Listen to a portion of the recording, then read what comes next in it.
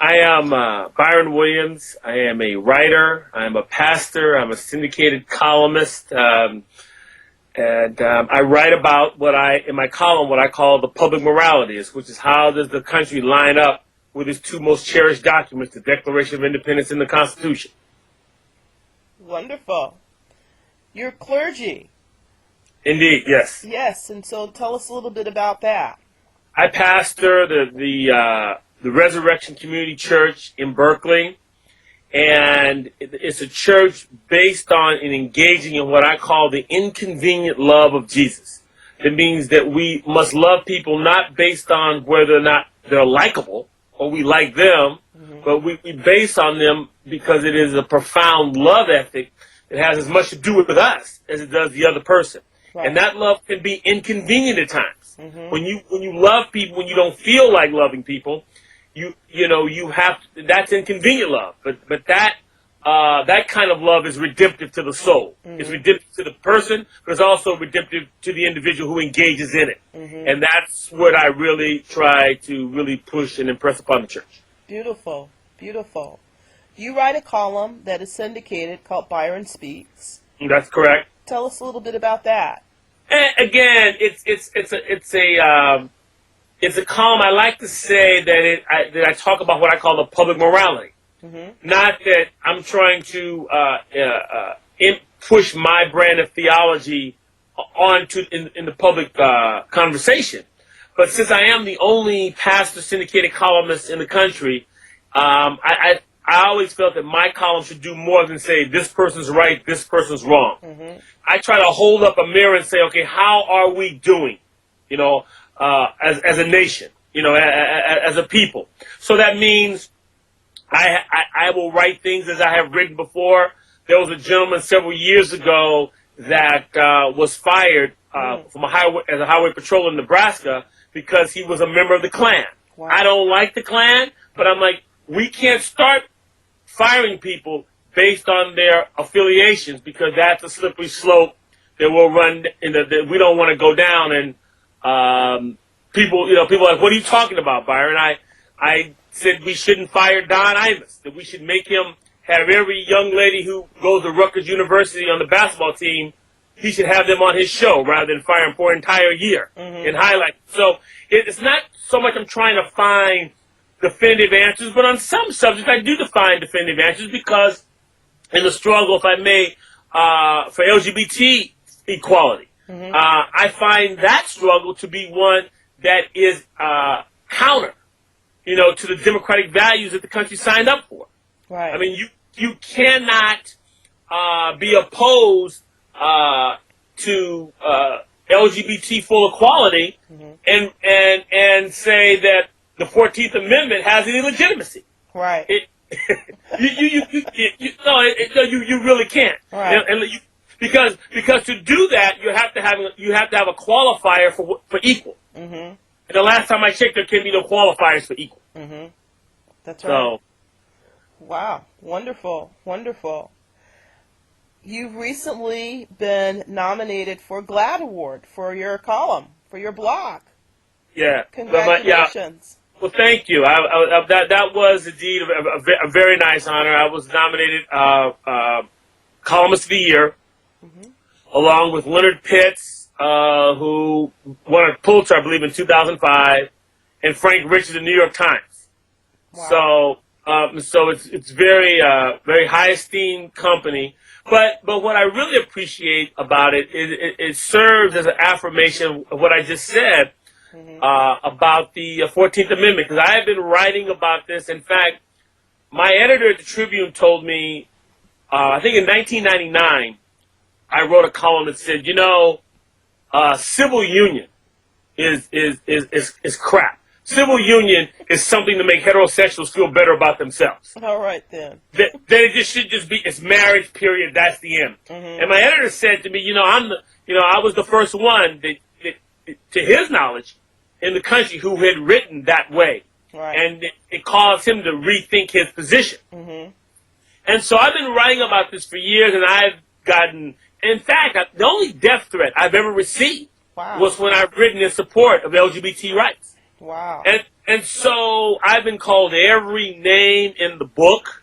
Mm-hmm. I didn't know so many expletives can be associated with the word faggot. I didn't know that was possible. But people called, and on one occasion, I was at the National Black Justice Coalition conference in San Francisco, speaking on a Saturday, and the next day, I had a gentleman dress up in red tights like Satan, holding up a sign in front of the church saying, "Don't come to Byron's church." You know, he hates black. So, again, I don't really, at the end of the day, I don't care about that. But to be nominated because of my unwavering support for LGBT equality is something I'm very, very, very proud of. Very glad for you. And Thank you. You're most deserving. Most deserving. You talk a great deal about the 14th Amendment and what it means and our duty to make sure that we as citizens of this country, as people who do believe in democracy, are attendant to it, and that we are consistent and that we are ready to challenge how it is applied to everyone. How do you think that relates to the Black History Month? How does that relate into our history as a people who have tried to hold, everyone accountable to what the Constitution is about? Well, that's a great question, and it has several layers, if you allow me for just a moment. I think the first layer is that, all of us, when it's our issue, the 14th Amendment shines a lot brighter. When it's our issue.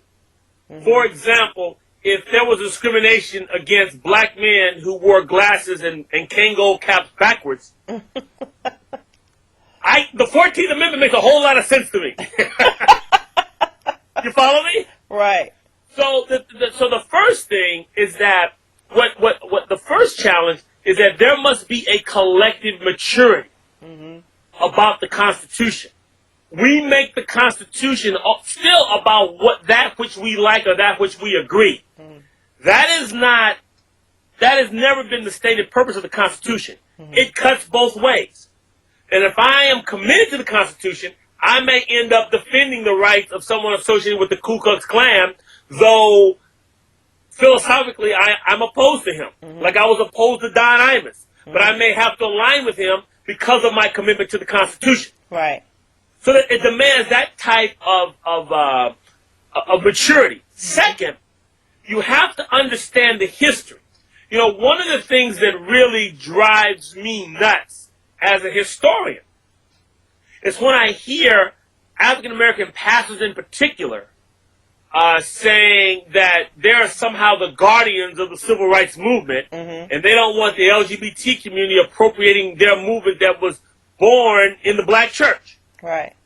Well, when I'm writing a book right now called 1963, A Year of Hope and Hostility, that will be out in 2012, where I'm sort of chronicling the history of that year. So what I found out in 1963 in the Birmingham campaign, when Martin Luther King took on the police dogs and the fire hoses, there were 500 African American churches in Birmingham and the surrounding areas. Right. Less than 20 actively participated with King. Wow. Most of the church, I shouldn't say most, but a number of the churches had the exact same argument that of the segregationists who said the King was an outside agitator, and they wanted him out. So if you don't even know the history, how can you say that someone is trying to appropriate your history? You don't even know the history. That's one. Number two, I have long held that the civil rights movement, to look at it exclusively as something that helped black people, was a mistake. This was a movement that made America better. This was a movement that said, we are a country that says we hold these truths to be self-evident, that all are created equal. We are a country that says we have First Amendment rights. We have the 14th Amendment. It held up the mirror to America and said, how are you doing on these things?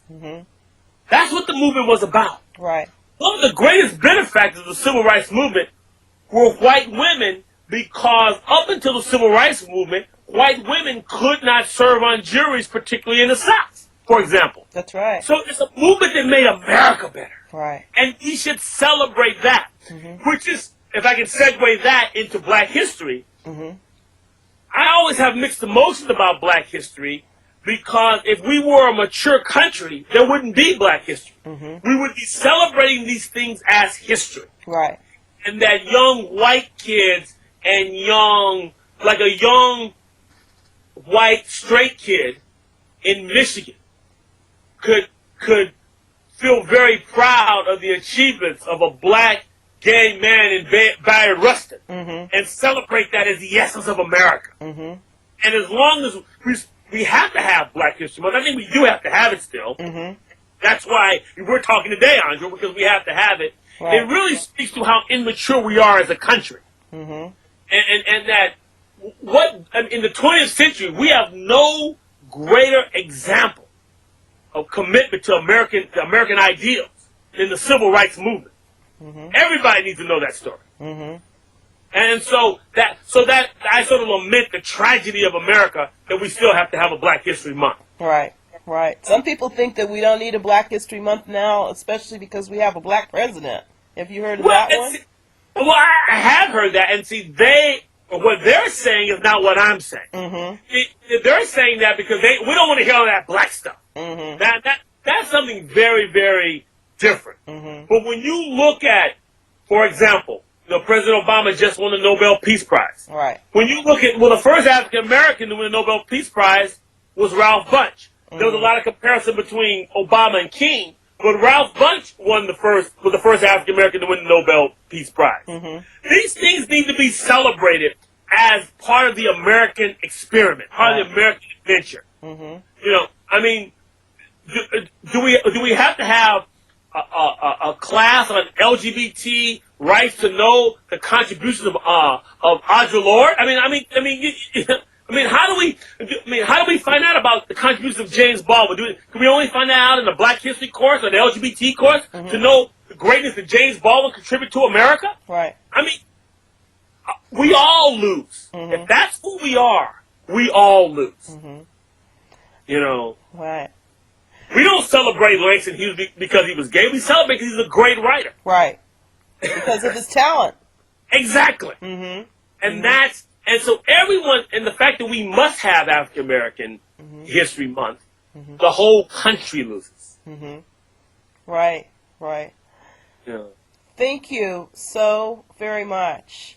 I am so excited for you. It's my pleasure. The GLAAD Award, your books that are coming out. You're one of the best thinkers, I think, that this country, speaking of someone... Oh, okay, keep that in mind. Their talents on very critical issues of the day. I really appreciate the stances that you take, and you don't take the easy way out. And I really appreciate that, and I think that others appreciate that as well, and that's a testament coming from GLAAD and others that really do support what you do and really grow from what you do. Well, Andrea, I feel the same way, and thank you very much. I just made the mistake of one day reading the Constitution and trying to take it seriously. So there you go. All right. Well, thank you, Reverend Williams, and we'll catch you soon. Sounds good. Take care. Bye-bye. Bye-bye.